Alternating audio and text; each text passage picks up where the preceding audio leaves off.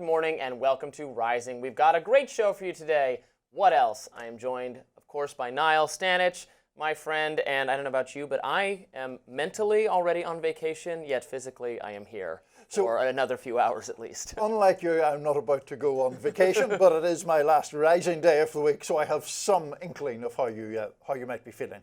But before we get to that, Robby, what's on your radar? Let's get to it. Well, Representative Thomas Massie has been in the news a lot lately for opposing U.S. involvement in Israel's war with Iran, believing that military action is something Congress needs to vote on, and for, in general, just being an American first patriot who sticks to his principles even when they conflict with what is politically expedient. This has put him in conflict with President Donald Trump recently, although I will note that Trump seems to have embraced diplomacy and peace rather than war and regime change as of late.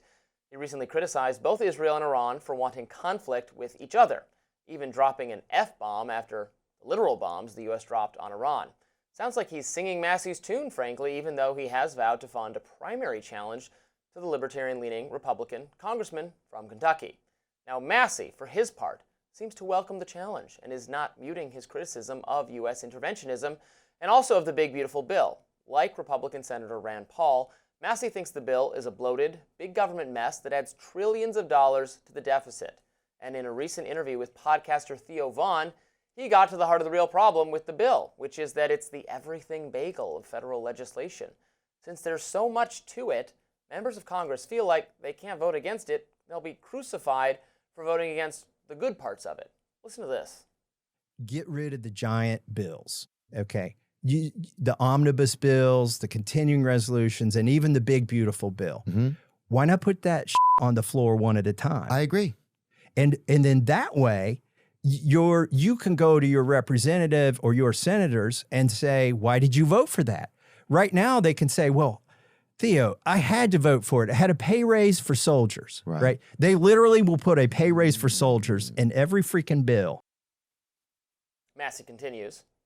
You vote against it. You have to go back home and watch TV ads that say he voted against a pay raise for the soldiers. Right. Even though he may have voted for 90 other amazing things on the bill, right? Right. And that was one thing that was tied in there, that if you went this way, yeah, it may have been like oxygen for grandmothers, right? Literally, there probably is that in there. But if you vote for oxygen for grandmothers, then they're not going to give. So I see what you're saying.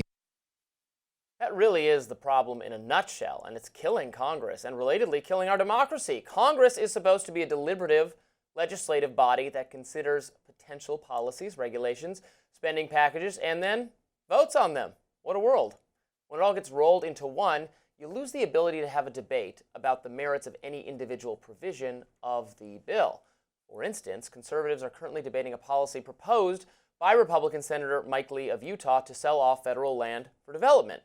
Now, some on the right support this because it would allow for more housing to be built, while others oppose it. But the point is this: when it was in the big, beautiful bill, almost nobody even knew about it. Now, the Senate parliamentarian has actually stripped it from the big, beautiful bill, stripped some other stuff as well, for reasons we don't need to get into right now. So it's actually getting some attention, the selling of land, discussion, and also debate on social media at least. But it's not being debated by Congress. I can tell you that. The everything bagel mode of governance has, unfortunately, paralyzed our democracy and the efficiency of our government. It also leads to endless growth of government, a real failure to constrain the deficit. I've said it a lot this week, so I'll say it one more time. It would be great for MAGA, great for America first, great for the entire country if members of Congress took their jobs a little bit more seriously, at least as seriously as Thomas Massie and Theo. Interesting one, Robby. I know that you're a big fan of the congressman, who is, I think, in the House at least, the closest aligned to your libertarian principles. I take in the abstract the point that it would be better to have any provision that is to be voted on by the Congress sort of separated out. I think that would avoid the kind of concept that he's talking about, where you have to vote for a thing you don't like, otherwise you'll get negative ads about some other thing that everyone would agree to that you've then voted against.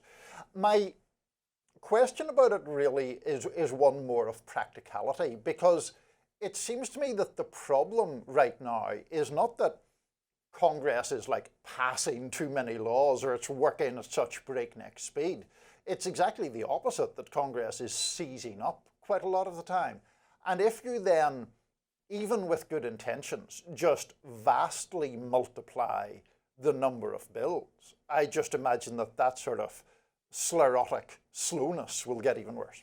Well, maybe, but they're voting on things that they don't even know what's in the bills. The bills are these, omnibus bills that are so long, so many pages, that get passed at the last moment when the whole government's about to shut down. They don't even know what they're voting for. I mean, it's just an insane way to do government at all. I mean, that no other country is like this. At the last minute, has to cram through some piece of legislation they don't even understand. Yeah. It's so sad how broken it is. This whole land issue, which is heating up on the right. I don't know how familiar you are with it. I've become more aware of it in the last week because it is somewhat unpopular with many conservatives. I'm actually in mild support of it, although in some ways I don't think it goes far enough.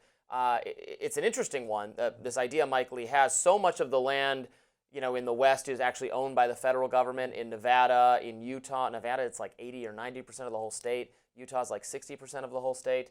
And we don't want to sell up the national parks. Are going to remain the national parks. It doesn't include the national parks. It doesn't include land that can't be used for housing. There's so many veto points in the selling off. It's got to be approved by the community. It's got to be approved by the Secretary of the Interior. It's got to be, if the Chinese tried to buy the land, Trump could veto it. There's all different ways in which it's the most mild proposal of all time to create some more housing. And now we're debating it on social media. It was in this bill, and it had gotten no attention because it was just in a gazillion-page bill. Yep. The policy should obviously be voted on by itself, and now maybe it's going to because the Senate parliamentarian, which is kind of a weird thing anyway, that this person unelected gets to decide. Which Ryan Grimm used to, when he and I hosted Rising together years ago, he would complain to the end of time about anti-Senate parliamentarian. He hated the Senate parliamentarian. It was thwarting at the time the what was the other BBB bill? The Build Back Better. Build Back Better, the Biden infrastructure, the massive Biden bill together. Yes. Yeah, I mean the Mike Lee thing.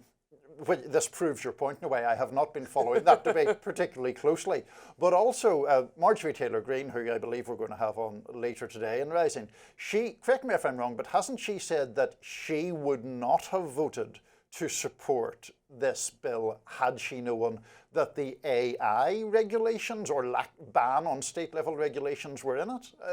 She might have. I have no idea what her view is on that. But she certainly, I think, took the view that something that she was unhappy with relating to AI was in it at the time that she voted for it, and she didn't notice because it goes on forever. So right. People who want to ram through unpopular pieces of legislation want it to be an everything bagel bill, so they don't look too closely at the details. Oh, it's going to do something you don't like. Oh, well, but it's part of the spending package that keeps the government operating, so we gotta pass it. Don't look too closely at those details. It just seems so obviously bad. I mean, no one is really defending this way of doing things. It's just the default given the political constraints we have. Well, and also, I mean, it's tricky, right? Because sometimes in government, you have to do things that you know aren't going to be particularly popular. Sure. And naturally enough, elected officials of either party are going to want some sweetener or some way to defend that. So what is, normal or potentially useful kind of horse trading, and what is very devious, let's just slip this in the bill and not say anything about it. It was a really interesting interview, the rest of the interview Massie did with Theo, by the way. Massie is a fascinating individual. His house, his property was like all built by him and is totally environmentally and energy-wise self-sufficient. Okay. And he talks a lot about that. It's interesting stuff. The guy lives off the grid. It's very interesting. Next up, President Trump got NATO countries to agree to up their spending, but there was one outlier. We'll discuss.